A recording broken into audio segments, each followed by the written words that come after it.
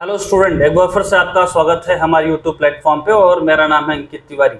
मेरे प्यारे बच्चों, हम लोग कॉकरोच का टॉपिक स्टार्ट किए थे और उसमें हम लोगों ने उसके माउथ पार्ट और उसके थोरेसिक सेगमेंट के बारे में बातचीत कर लिया था। हमने कहा था माउथ के 5 पार्ट होते हैं।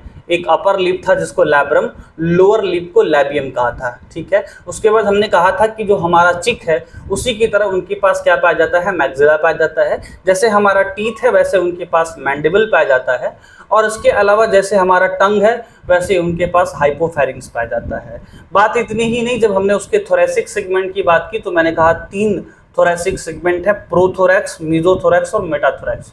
सभी थोरेसिक सेगमेंट पे पेयर ऑफ लेग पाए जाते हैं। जबकि विंग्स की बात करें तो मीजोथोरेसिक विंग्स पे जो है वैक्सी लेयर वाली एक विंग्स पाई जाती है, उसका नाम है इलिट्रा और टेगमाइना। जबकि मेटाथोरेसिक सेगमेंट पे जो विंग्स पाई जाती थी उसका नाम क्या था, मेम्ब्रेनस विंग था।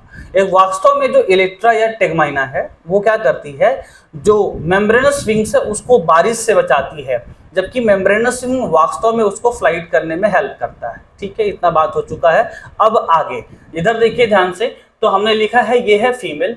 फीमेल में कह रहा है कि उसकी जो 7th स्टर्नम है वो बोट शेप होती है, वो 8th और 9th स्टर्नम के साथ कंबाइन होकर के फीमेल जेनाइटल पाउच बनाती है। ठीक है, फीमेल जेनाइटल पाउच का जो टर्मिनल एंड है वो 3 चीजें रखता है। फीमेल गोनोपोर, स्पर्मेथिकल पोर जिसमें स्पर्म को वो कलेक्ट करता है, और तीसरा है स्पेसिफिक स्ट्रक्चर जिसका नाम है फीमेल के अंदर पाया जाता है कोलेट्रल ग्लैंड। ध्यान देने वाली बात यह है कि जो लेफ्ट वाली कोलेट्रल ग्लैंड होती है वो बड़ी होती है या ज्यादा ब्रांच पाया जाता है, जबकि राइट वाली छोटी या कम ब्रांच पाए जाते हैं। ठीक है, ओके। अब आगे देखिए, हमने कहा अगर मेल की बात करते हैं तो 9th एंड 10th टर्गा किसके साथ कंबाइन होती है, 9th स्टर्ना के साथ कंबाइन होकर के मेल जेनाइटल पाउच बनाती है, उसी तरह से जैसे फीमेल के अंदर फीमेल जेनाइटल पाउच पाया जा रहा था।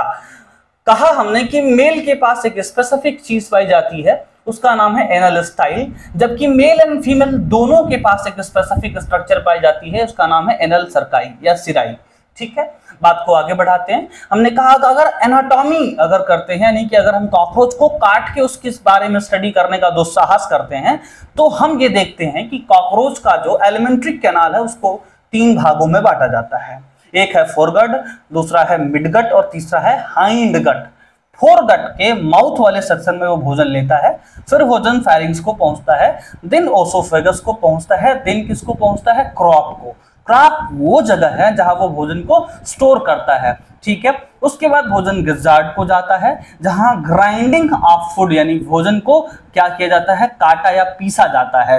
देन अगर मैं गिजार्ड की जो है विशेषता की बात करें यानी उसकी स्पेसिफिसिटी की बात करें, तो गिजार्ड की जो आउटर लेयर होती है वो थिक होती है और सर्कुलर मसल की बनी होती है, जबकि अगर मैं इनर लेयर की बात करता हूं तो काइटिनस टीथ की बनी होती है, जिनकी संख्या कितनी होती है, 6 होती है, जिनकी संख्या कितनी होती है, 6 होती है। ओके, बात किया जाए फोरगट और मिडगट पे, तो फोरगट और मिडगट के जंक्शन पे हिपैटिक सिका या गैस्ट्रिक सिका पाई जाती है, जिसकी संख्या 6 to 8 होती है, और यहां से क्या निकलता है, तो यहां से गैस्ट्रिक जूस निकलता है। क्या निकलता है बेटा, गैस्ट्रिक जूस निकलता है, जो डाइजेशन जैसी घातक घटना को अंजाम देता है।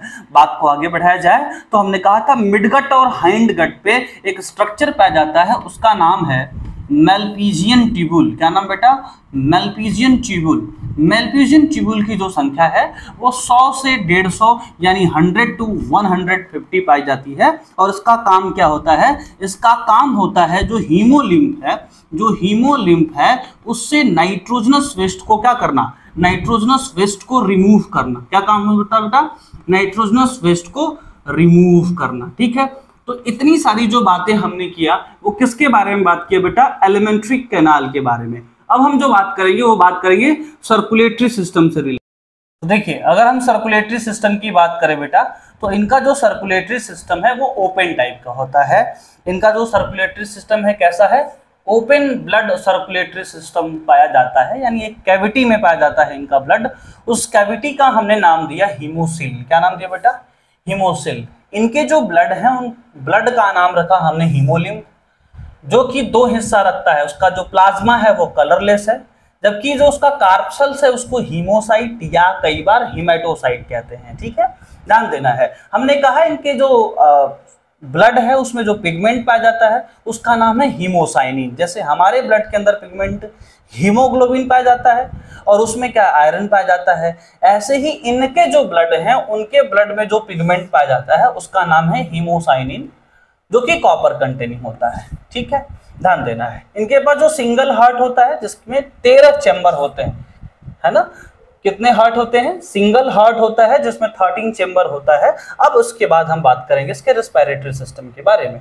तो ध्यान देना है, बचपन से पढ़ा जाता है कि कॉकरोच के पास जो रेस्पिरेटरी सिस्टम है उसको स्पाइरेकिल्स कहते हैं, पर सच्चाई थोड़े से परे है, ध्यान देने की जरूरत है। ध्यान ये देना है कि इसके पास नेटवर्क ऑफ ट्रैकिया पाई जाती है जो ओपन होती है किसके थ्रू? 10 पेयर ऑफ स्पाइरेकिल्स के through. Spiracles is just like opening, जैसे हमारा नाक है, नाक की ओपनिंग को नॉस्ट्रिल कहते हैं, वैसे इनके नेटवर्क ऑफ ट्रैकियल ट्यूब। तो ट्रैकियल ट्यूब, यहाँ ट्रैकियल ट्यूब है ना, ट्रैकियल ट्यूब जो है, ट्रैकियल ट्यूब के ओपनिंग को क्या कहते हैं? स्पाइरेकिल्स कहते हैं, जिनमें 2 स्पाइरेकिल्स आपको थोरैक्स रीजन में और 8 स्पाइरेकिल्स आपको एब्डोमेन रीजन में मिल जाएंगे। ठीक है, ट्रैकियल ट्यूब ओपन होता है कहाँ? ट्रैक्यूल में, और ट्रैक्यूल जो है वो एक्सचेंज करता है गैस हीमोलिम्फ के थ्रू, और जिस मैकेनिज्म से करता है उसका नाम है डिफ्यूजन। सो डिफ्यूजन के प्रोसेस से ये गैसेस एक्सचेंज करता है। तो इस छोटे से वीडियो में सिर्फ इतना ही, मिलते हैं और भी इंफॉर्मेशन के साथ अगली वीडियो में, तब तक के लिए टाटा बाय बाय।